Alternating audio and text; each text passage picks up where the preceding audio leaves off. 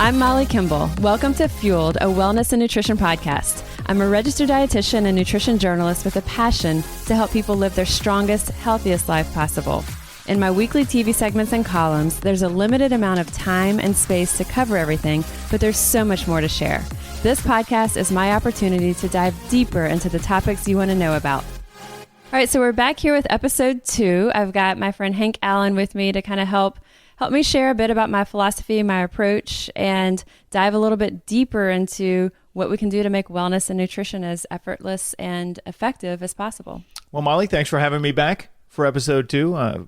Episode 1 was a pleasure, and hopefully people got a lot out of it, and we're able to get out of it who you are, what you do, and we'll dive a little bit deeper into that, as you mentioned here this time around, because there's all kinds of different dietitians out there, nutritionists, all that sort of thing. And so we have Molly here who you've worked with so many clients over the years, so it's not just a one-size-fits-all approach with you, obviously. Talk a little bit about the range of people that you have worked with, because it's a very large spectrum here. It is. And so I've been a dietitian for over 20 years now. My clients have ranged from 5 years old to in their 90s. Wow. And literally thousands of clients over the years, some professional athletes, some college level or high school athletes, a lot of sports nutrition, as my full-time job is with a large fitness center, Oshner Fitness Center in New Orleans. But also a lot of it is what we call weekend warriors, you know, the people who may do triathlons, marathons here and there, but also even people who just want to be their best, fittest selves. And they're not necessarily training for an event. They're just trying to kind of, they're active, they're doing a lot right, but there's always some things that they can improve. And then on the other side of the spectrum, people who are really struggling with things like blood pressure, cholesterol, diabetes, people struggling with eating disorders, even if it's not a full-blown eating disorder that kind of meets that defined criteria.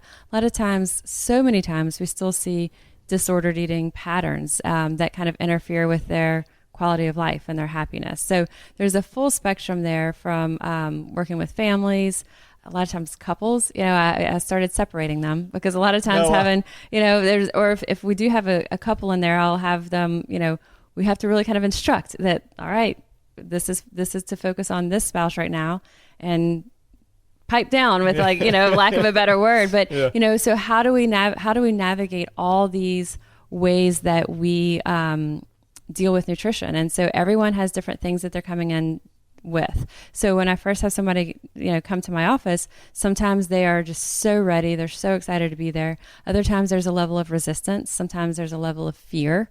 You know, they're afraid of that change. Sometimes it's defensiveness, which goes back to the couples. You know, there's kind of a he said, she said, or there's a lot of other things that we bring in of why we eat and why we do the things that we do that have nothing to do with nutrition.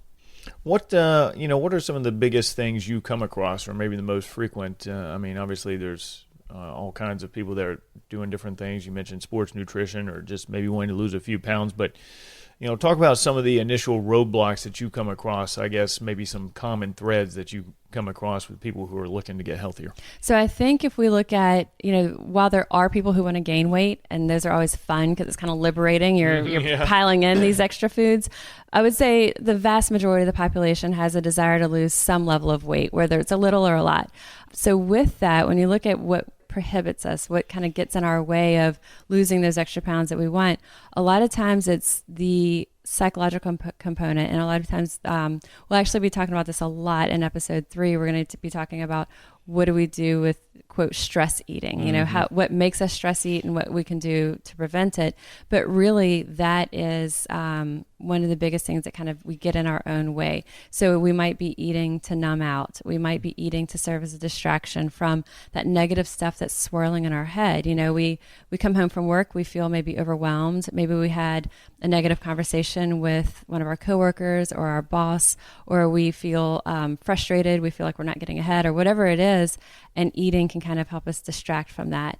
A lot of times if we're tired, we're eating for that pick-me-up. You know, if we're feeling bored or lonely, we're eating just to have something to do. So there's a lot of things that hand going back in that bag of chips or bucket of ice cream, there's a lot of stuff that's bringing to us more than just we know we, quote, shouldn't do this. And going forward on this show, various episodes, you're going to have different topics. You mentioned episode 3, and we'll have more of these different nutrition topics going forward here, so that you, the listener, can get an idea on different ideas to improve your life, improve your health, and obviously Molly will be the driving force of that for you.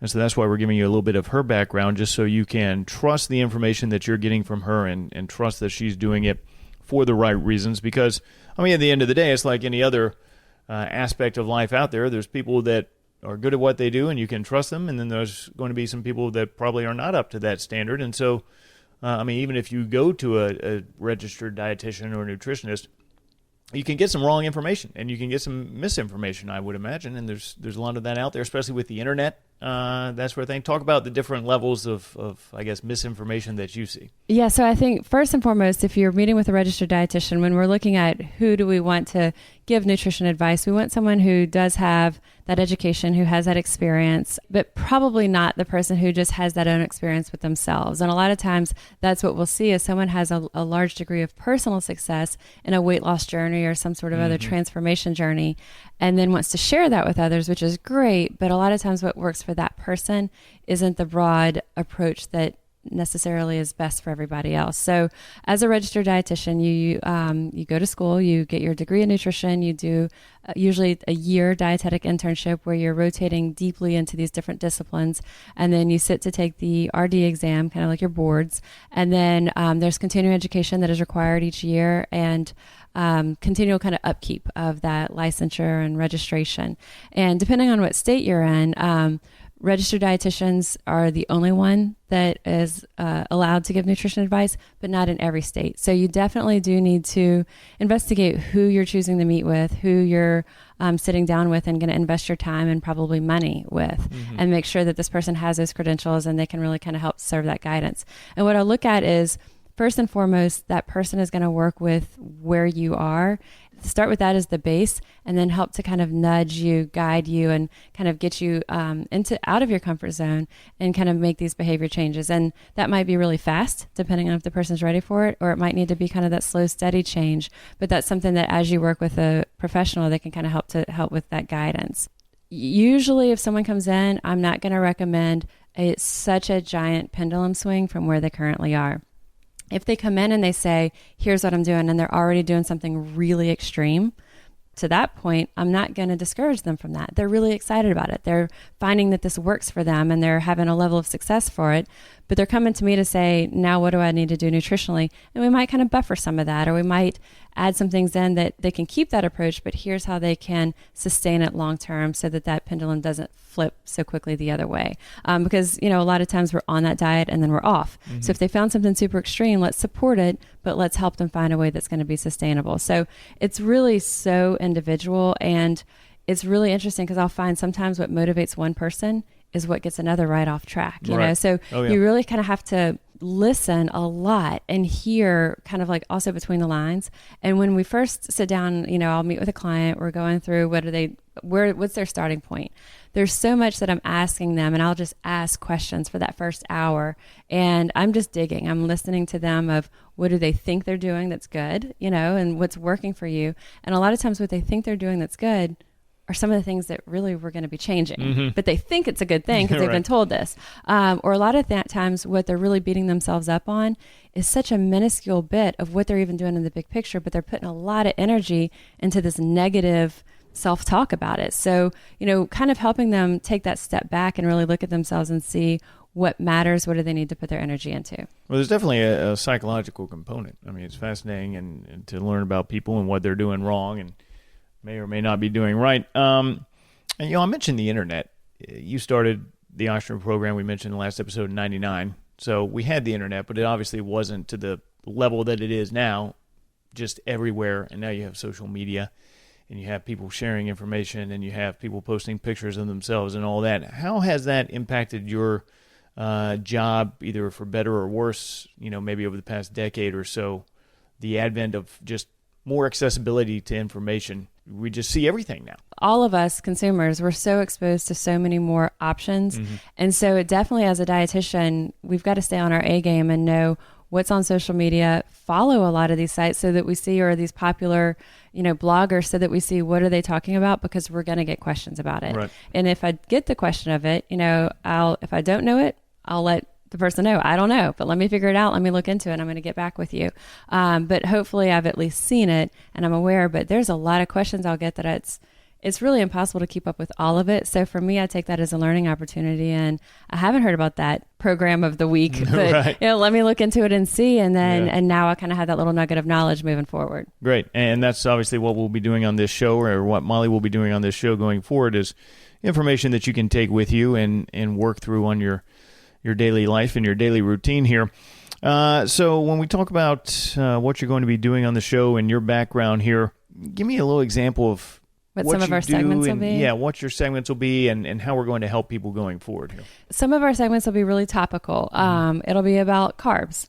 How do I count carbs? If I'm looking at a label, how do I know it tells me this many net carbs, but it's got this many total carbs, and it doesn't seem to make sense here.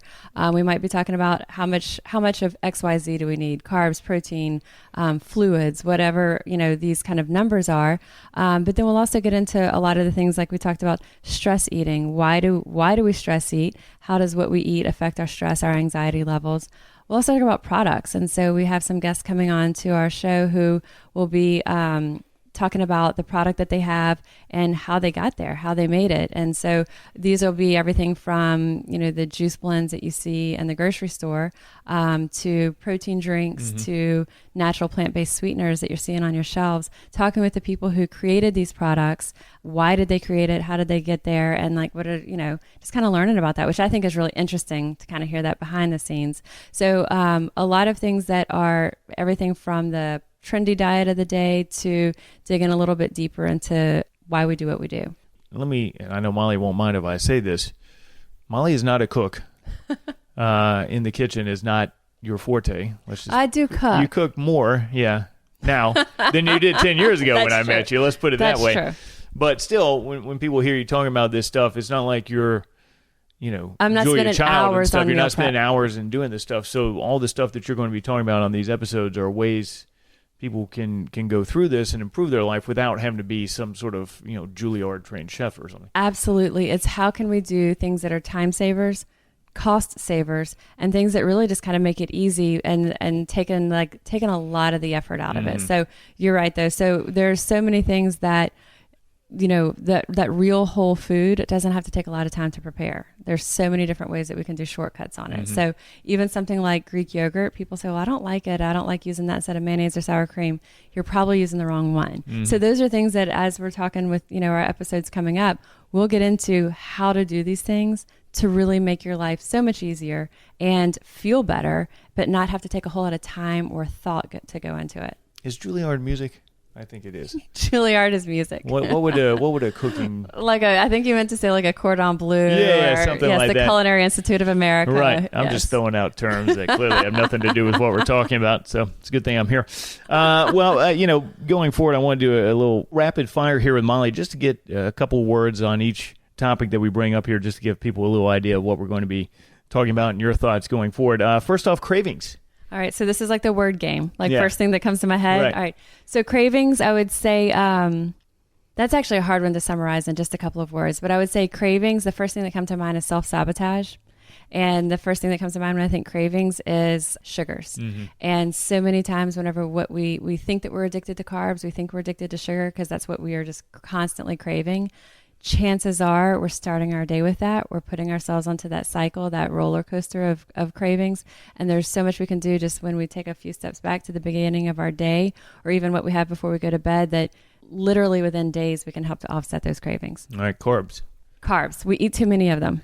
Most of us eat too many of them. We are driving down the road, we're at our computers, we're on our sofas, and we are just carb. When you look at what's around our office, what's in a vending machine, what are the free snacks that are out at the meetings, or the stuff they bring to the table at us. It's a carb fest. Everything's a carb fest. And most of the time they're white carbs. And so while carbs are essential to fuel our bodies and to fuel that movement, we're usually not moving nearly as much as the carbs that we're taking in. Hotel breakfasts. Also carb fest most of the time. Well, I thought that you had added that to our rapid fire. Yes, hotel breakfast, thumbs down on a lot of them, but thumbs up on some. We've actually been working with convention centers and hotels to incorporate healthy options at breakfast. If you throw in some good eggs and Greek yogurt and stuff in there, thumbs up there. But You got to watch the sugar in those Yes. yogurts. Next, and that's the next word here, your association with sugar. Sugar, I would say sneaky. Yeah. Really sneaky, because it doesn't obviously present itself always as, oh, I'm drinking a soft drink. You know, there's so many ways that sugar is finding its way into our diet. Things that we look at, well, this is an organic vegan cookie, but it's still just sugar, you know, or it's whatever it is that we've been told by the marketing that something is healthy. Yeah. But when we look at it, lots of added sugar. Marketing is a problem in a lot of this. Yes, marketing is definitely a problem, and kind of preying on our good intentions. If we are eating a Snickers bar or Oreos, we know what we're getting into, and nobody should feel sorry for us because we know what we're reaching for those things. But when we're reaching for those other items and we've got it in our cart at the store because we have those good intentions, but we've kind of been misled by that marketing, that's what really drives me nuts. Protein. Big on protein. So protein helps keep us fuller, longer. Protein can help us stay more alert, more focused. We need it to maintain that valuable muscle mass. And especially if someone's on a weight loss journey, we don't want to lose muscle. So we need to make sure that we get the protein at the regular intervals through the day. But it's also one of those things we have to strategize and plan for, because like we just said, the stuff that's free and cheap that's around us all the time is usually carbs, not protein. Zero protein. I never have people offering me free protein. Right. Just don't happen. Coconut oil. Yeah, coconut oil, I like it. Now, there's a lot of haters on coconut oil. There's some that'll go so far as to say it's poison. Why I like it is because it is a natural plant-based fat. I like it because it is solid at room temperature, and so for baking, it is a great butter substitute. So if I'm looking at fats across the board as a spectrum, I love extra virgin olive oil. I love avocado oil. But if I need something that's going to hold up and give that solid texture in baking, I really am a big fan of coconut oil. There's so many different ways that we can use it. Yeah. You wouldn't spoon it in, just sitting around, obviously, but it's the lesser of two. I mean, it's a better option than a butter, and certainly margarine. I mean, you never want to do margarine, right? Right. And you know, that fortunately on that, most margarines, the trans fats have really been pulled from there. Okay, great. Yeah. So you're hard pressed to find a real trans fat filled margarine. So even that's come a long way, thankfully. And real quick on oils in general. I mean, we know olive oil, like you said, avocado oil. Vegetable oil, I mean, there's still a lot out there. Do you just avoid that at all costs? Is there any good type of, or if you're maybe at home frying foods or something? The one that I recommend, because it is the most neutral, is the light olive oil, because it is at high temperature, and it's a really neutral flavor. So if you want something, but it still is very high in monounsaturated fats. As we start to look at corn oil or other types of vegetable oil, they're not so high in the monounsaturated fats, and they're higher in the omega-6s, which we already have a huge abundance of in our diets. And in fact, a lot of people have too much of them. So when we look at the monounsaturated fats, help with heart health, cardiovascular health. So I would say instead of the vegetable oil, corn oil, just switch to the light olive oil. Gotcha. Collagen. What's that about? All right. So I'm a big fan of collagen. You are. So collagen is a protein. It's not just for your hair. It's not just for your hair, but it is for your joints, your skin, your nails, your GI system. So collagen can be beneficial for all of these. It is from the bones. And so you could, if you ever make soup and you make it and you've got your bones in there, that's your stock, and that kind of gel rises to the top, that's going to be a collagen-rich stuff that's formed on there. But now it's available in a powder form, and we've been seeing a lot of marketing for that in the past couple of years. Personally, I've been taking it for about the past 10 years, and I do it primarily for joint health and tendon health. Wow. Well, I need to get on that then. As we know, I've got horrible joints. Yeah, but it doesn't have a taste or a flavor. Right. So you can, people stir it into their coffee. You can put it into your smoothies. That's awesome. Yeah, there's a lot of different ways you can add it. Speaking of coffee, you're pro or against? I'm pro coffee. Okay. Now, if someone is not a coffee drinker, we don't need to start. Right. But if someone is a coffee drinker, a lot of times there's so much guilt around it, and they'll say, oh my gosh, I love my coffee. I know I should cut it out. Again, should, in those air quotes. And they think that they should switch to tea or something else. And really, if you're having a cup or two of coffee a day, that's fine. A lot of studies have shown the benefit of it, right? Exactly. It's more what you're putting into it a lot of times. 100%. And so the coffee itself is actually pretty high in antioxidants, as long as we're keeping the sugars out and we're kind of keeping it clean with that. But definitely, if we're having a cup or two or even 3 a day of coffee, we're great. I find it can be that natural pick-me-up.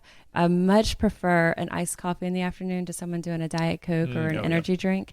And I like to kind of make your coffee work for you. There's different things we can put in it that can actually boost the protein and things to make it more sustaining as well. And if you're going to do it, if you need cream, use the half and half or like a skim milk, right, or a protein drink. You don't want to use the chemical. The powdered. Yeah, it's horrible. Well, when we talk I don't even about know what the powder is. Non-dairy creamer. What does that even mean? so the powdered creamer, sneaky sugar. Yeah. I don't love that. And a lot of the flavored creamers, lots of sugar still in there. But plain old half and half, you're putting a splash of that in your coffee, you're good. If you want something that's a plant-based, there's actually a lot of plant-based half and half creamers now wow. Okay. that are really good, or even just a little bit of coconut oil if you're looking for something non-dairy. Nice. Juicing, which I remember back in the 80s, it was everybody had to get the juicer, where you shove the whole orange in there, and everybody's like, oh, well, it's healthy because you're eating it, but you don't. Right, like fresh juice. squeezed juice. Yeah. Don't love juice when it's fruit juice. Right. What I do love is fresh pressed vegetable juices. Now, love if you eat all your vegetables. That's great. But if you're looking at what fits into one of those 16-ounce green juices or beet juice that we see, it's about 4 to 5 pounds of produce have been juiced to Wow. get the nutrients into there. And what you'll actually see come out of the juice, there's a lot of fiber. So you're not getting the fiber in those juices, but you are getting all those vitamins, minerals, and that fiber that comes out is pretty clear because all those colors, which represent all those nutrients also, are left in that juice. And so it's a really easy way to get a very concentrated amount of nutrients, but I only like it when it's vegetables. Nice. Vegetable, yes, no fruit juice. Organic. Organic definitely has its place. And Yeah. if it's something organic, depends on what it is. But if it is beef or dairy, there are definitely benefits to organic. I would never want someone to shy away from a strawberry because it's not organic. So, and instead turn their cart and go down the candy aisle and get their organic peanut butter cups, Right. So, organic, definitely we like it, but I wouldn't let it be the sole driver of our decisions. And when we talk about cost, that's one area where the cost can go up on stuff. Agreed. Is organic. Sleep. I've made a life out of not getting enough of that, so That's hard. I may be able to talk more about the impacts of no sleep than you, but what do you think? So sleep, we'll have entire episodes dedicated to this, which may think, well, that's not that interesting, but it's insane Huge. how sleep is related to our cravings, to our weight. We can do all the things right. We can follow all the things in the book, but when we're not getting sleep, our bodies really rebel and make it harder for us to shed those extra pounds. And if you're an athlete or you work out, muscle growth. It's from sleep, incredible, right? yes. Yeah. Keto is something we talked about in a couple of the episodes. You'll have more on that, but your first thoughts on that? Keto, I like it because it helps people be aware of and cut back on sugars and carbs. Where I would caution is don't let it also help you count your asparagus spears or strawberries. We don't necessarily want to limit those things, but I definitely like that it helps us dial back our carbs and sugars. And just as a side note, in a diet like that, obviously it's protein, so people are eating meats and that sort of thing. Probably, you're probably not pro red meat, obviously all the time. Does that concern you a bit when people do these keto diets? And are we now just eating too many fillets? What's interesting about keto is actually true keto is very high fat, moderate protein, and depending on a person's size and body weight, it would actually be a little bit lower protein than they might be taking in. So it isn't all that much steaks a lot of times too. And true keto is actually very low carb, lower protein, and then really high fat. So Gotcha. there's a lot of things that someone could choose things that wouldn't be my favorite. But healthy fats is the theme. Or exactly. If they're doing that with the plant-based fats, I would be much more in favor of it. How much red meat should we have? Like healthily, I don't know about should, because you could obviously go through life without any. But I'm very comfortable if once or twice a week someone is having a lean steak or something like that. Okay. Intermittent fasting. I've got one of my best friends has started doing this, and he says he feels great. So while I like keto and certain aspects of keto, I really like intermittent fasting, and we'll have an entire episode, if not even more than an episode, dedicated to it, because there's so many different ways that intermittent fasting can be done, and it can be done based on the different timing within a single day. It can be looked at over the course of a week, but with intermittent fasting, you don't have to limit certain things like vegetables or fruits or things like that. You still would eat clean and make good choices, but it's really more about the timing. And that's one where there's been a lot of science that shows the brain health benefits of intermittent fasting. There's a lot of GI benefits, blood pressure, cholesterol benefits. And then what's really insane with it is that we see that muscle mass tends to go up when it's done well. Interesting. Yeah. Seems counterintuitive. Crazy. It's completely counterintuitive. But there's definitely aspects of it that I've become much more a believer than I was even 5 years ago. Wow. All right, and finally, a phrase you hear a lot about I mean, I guess I've probably even said it myself. I think a lot of people have everything in moderation. I'm not a fan. No. Not a fan of that. And there's a couple of reasons. One, it doesn't give the consumer the answer. So if they're asking, hey, is this good or bad? They want to know, is it good or bad? We say if it's everything in moderation, doesn't really give us much What does guidance. that mean? Yeah. And then it also lets us give ourselves that free pass for pretty much anything. So not a big fan of that. I'd rather have a little bit more definitive of if something is, do we want more of it, less of it, kind of where does it fall on the scale? Fantastic. Well, I will sign myself off here after the first 2 episodes, but it's been really nice sitting here talking with you. And again, if you missed me saying in the last episode, Molly has a wealth of knowledge that you're going to be passing along in these episodes. Does it for the right reasons, really cares about people and people changing their lives, and just people we work with on a daily basis have come to you over the years, and you've given them instructions to help better their lives and better their health and what they do. And that's what this show is going to be about. So listen to what Molly has to say. Try to incorporate as much as you can with what she tells you, because you've got a lot of experience and you've got a lot of great knowledge that you can bring to people. So best of luck going forward. Thanks for having me on these 2 episodes, and we'll look forward to next week. Well, thank you, Hank. I really appreciate your time. And guys, you've been listening to Hank Allen helping me here through this first 2 segments.